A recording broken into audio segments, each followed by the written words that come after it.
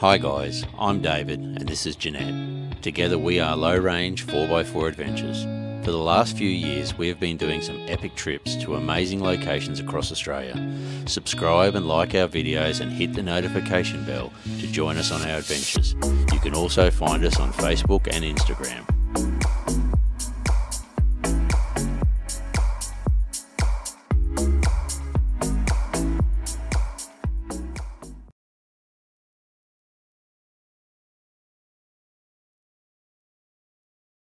Hey guys, welcome back to another Gear Spotlight. In this episode we are going to showcase all the gear we use for videoing, photography, editing, our sound gear, our mounting stuff for mounting the cameras in various angles, etc, etc. So hopefully I won't bore you to tears, but here we go. So the first thing is currently I'm filming on one of our three Osmo Actions. So we chose to use the Osmo Actions. We used to have GoPros years ago, but instead of upgrading to the latest GoPros, we had a look at the Osmo Actions and we're very, very impressed with them. So we use them for all of our videoing pretty much. We do a little bit with our Nikon cameras, but not a hell of a lot. So I've currently got an Osmo Action sitting on a little old tripod, looking straight at me, talking to you guys. So I'll give you a look at them. So this is our Smarttree Backpack. So this Smarttree Backpack is specially designed to hold GoPro / Osmo action type cameras in this section.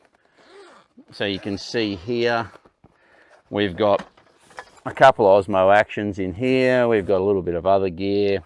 This area here covers all the, we put our Rode Wireless Go mics in there, our lav mics, etc, etc. They all fit in there nicely. Everything's nice and protected. Plenty of room for extra batteries, etc, etc. So that covers that. And then inside the bigger section is our DJI Mavic Platinum Pro drone with extra batteries, charger, controller, 240 volt charger. I also use a little bit of the extra space in there to carry some of our filters, etc, things like that. So the filters for the drone, filters for the Osmo Actions all go in here and in the backpack section. So that's that. So Osmo Actions.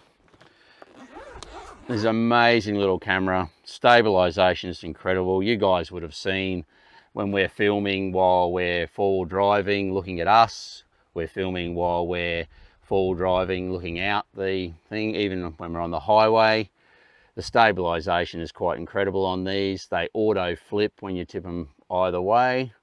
So, and we've got a mount on the windscreen, we've got a mount on the dash that we use all the time. You would have seen those shots. So we're using them, and then we the other things we have for them, we have like a suction cap mount we use with the standard housing, a magnetic mount. We use this on the side of the car, under the car, to try and get different angles.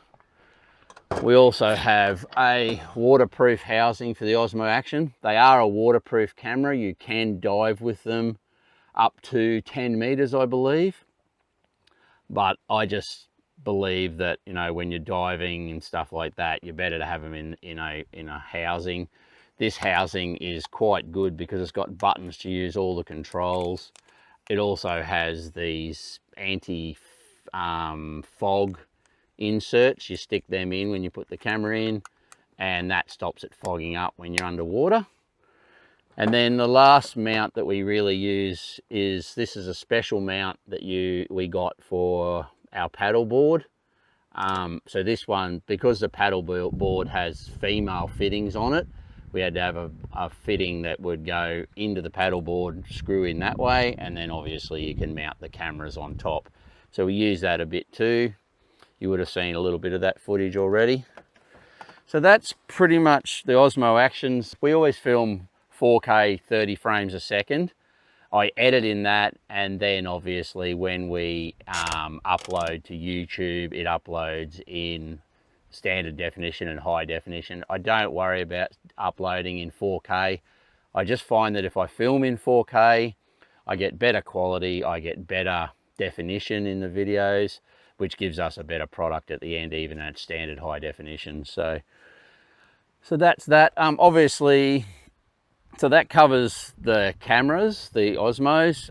I did mention we've got the Mavic Platinum Pro. I've never got around to sort of upgrading the drone. I find this drone unreal. You guys have seen some of the cool footage we've got with it, like when the eagles attacked it.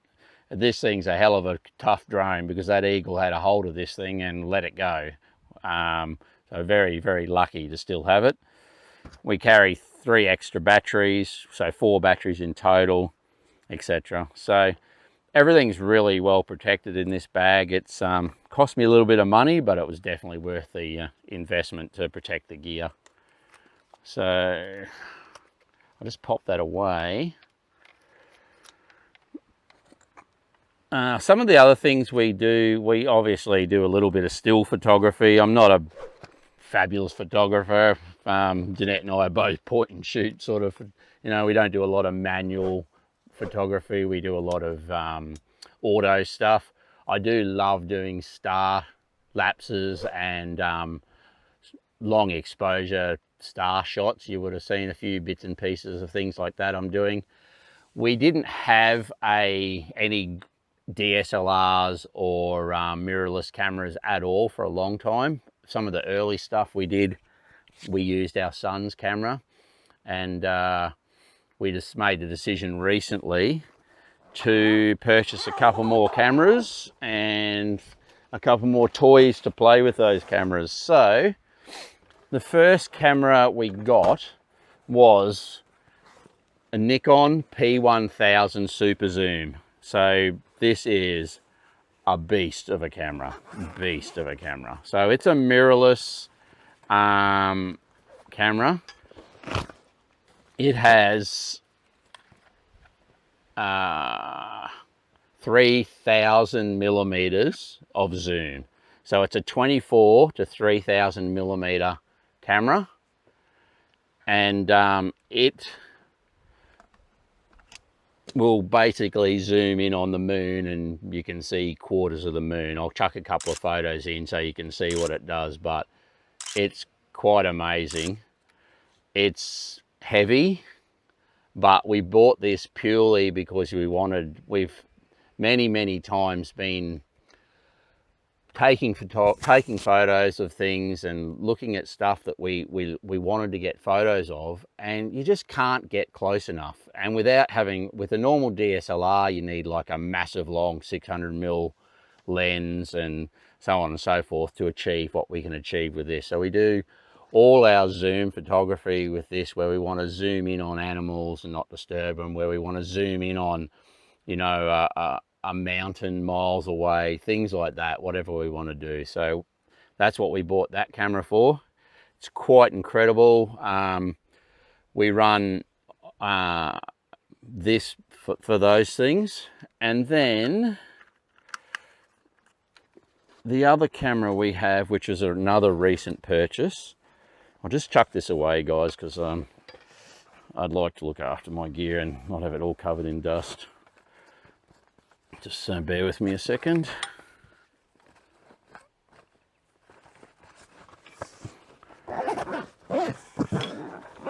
So that's the P1000. Then we have another Nikon camera. This is a Nikon D7500 DSLR with an 18 to 140 lens on it, Nikkor lens, autofocus. But this camera does all the things that we can't do with the other camera. This gives us the ability to do night lapses, night star lapses. It gives us the ability to do long exposure photography at night and in the daytime, doing waterfalls and smoothing out the water, all those sorts of cool things that people love to do, which we're still learning. And enjoying learning how to do. But this is quite a good camera. It's got a remote control. It does all the various different things. It's got a touch screen, so you can touch and focus, and it auto shoots, things like that. So yeah, another cool camera that we use for getting some of those shots that we want to do. As I said, 18 to 140, so not a massive zoom, but because we've got the other camera, we don't need that extra zoom. This is for close-ups, bit of macro stuff. Jeanette loves just carrying this around and doing, just shooting at random. She's just a point and shoot kind of girl. She loves that stuff, so sees some cool stuff and takes photos of it. So so we've got that one, which is great. So that's pretty much cameras, guys. We also, because the P1000 is such a big heavy camera, I have got an absolutely beautiful Manfrotto tripod. Now this tripod has a ball head on it. It's got plenty of ability for different shots, so that's standard tripod with the ball head. You can also have the tripod fully laid down like so, or just one click down, so you can get those nice low shots. And the other thing that it does is you can do this with it, so you can then mount the camera sideways to get vertical shots. You can get those low time lapses where you want to time lapse up with the trees moving and have the clouds going across the sky, things like that. So we're sort of mucking around, learning how to do those things and enjoying that process as well. So that's a pretty cool tripod. And I also grabbed a Manfrotto Monopod. So this bag here will take that tripod in it, all set up. I have a video fluid head. So this is so we can, when we're doing video, we can get that really fluid video movement with it. It's also really good when you're trying to pan and tilt and track something as it's moving. So it's I don't use it a hell of a lot, but it is a very good head. It works like so. So you get the your tilt and your pan, and you can adjust the lock on it so that you can, it's get nice fluid movement as you do it. So that's another thing we have. I'll just open this up a little bit more so we can get into it. So this is a fluid foot monopod. So this gives you a fluid base which moves, so you can put your monopod on the ground, camera on, and you can get that fluid movement without having to, tilt the feet or whatever. It's 5-stage carbon. I run the ball head on this. You can run either the ball head or the fluid head on this for the different cameras.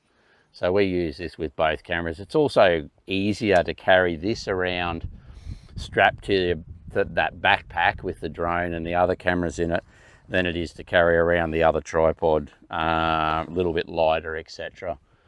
So that's the Manfrotto. You can also lock that off so it'll stand up by itself with the camera on, and you can get some good balanced shots with that. So easy done.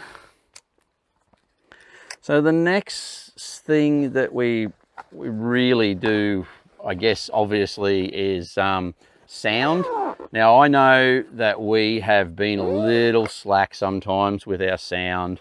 We haven't worn our mics when we probably should have, when we had a bit of you know, wind around and stuff. I'm wearing a lavalier Go mic on my shirt today, connected to our wireless Go mic set. So there's a receiver.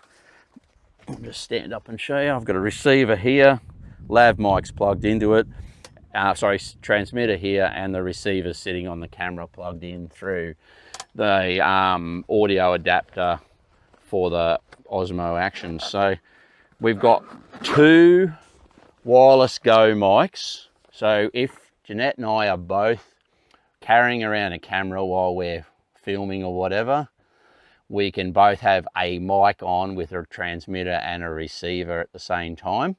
And we also just recently got the wireless Go 2. So the wireless Go 2 is an upgrade on their system. So it comes with 2 transmitters. So we can put 2 transmitters with lav mics on Jeanette and I. They come with dead cats, so you can have the dead cats on them and just put them on your shirt like so, or whatever. I like to sort of hide them and just have a lav mic. Looks a little bit more professional.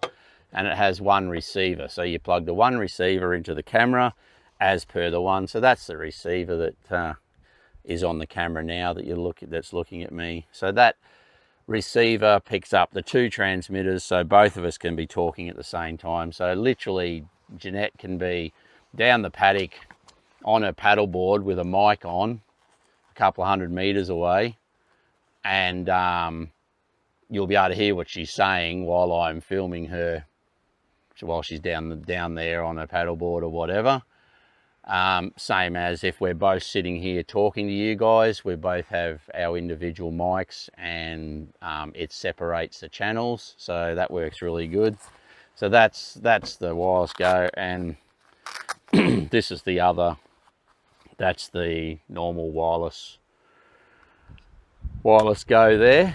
So we run them obviously for the individual cameras. So if Jeanette's wandering around doing stuff and I'm doing the same thing, we also run these in the car. Sometimes if it's a bit, you know, we're on noisy roads, we'll run these with the cameras in the car. So that's a lav mic. That's the lav mic there, which connects into those. So that's that. So I guess the final thing, guys, is editing. We edit on I've got a HP mobile workstation, they call it. It's a fairly high-end HP laptop. Heaps of processing power, heaps of RAM, no problems editing in 4K. I do have access to the entire Adobe suite, and I am slowly mucking around learning Adobe Premiere Pro. But when we started doing this, we got a piece of software from Movavi, M-O-V-A-V-I, and they do photo editing, video editing, all sorts of software in that realm. So I've been using that, and it's really intuitive, really easy to use. It's not hard to go through and, you know, edit your clips and stack clips and add sounds, add transitions, whatever you want to do, add text, scrolling text, disappearing text, whatever you want on it. So it's a really good piece of software. I find it quite easy to use. It is fairly resource hungry when you're doing 4K, but this laptop is more than up to the challenge. Hey guys, in all my haste to finish this video, I forgot to do a proper outro. Hope you enjoyed it. Please don't forget to subscribe, click that bell to get notified, and give us a thumbs up.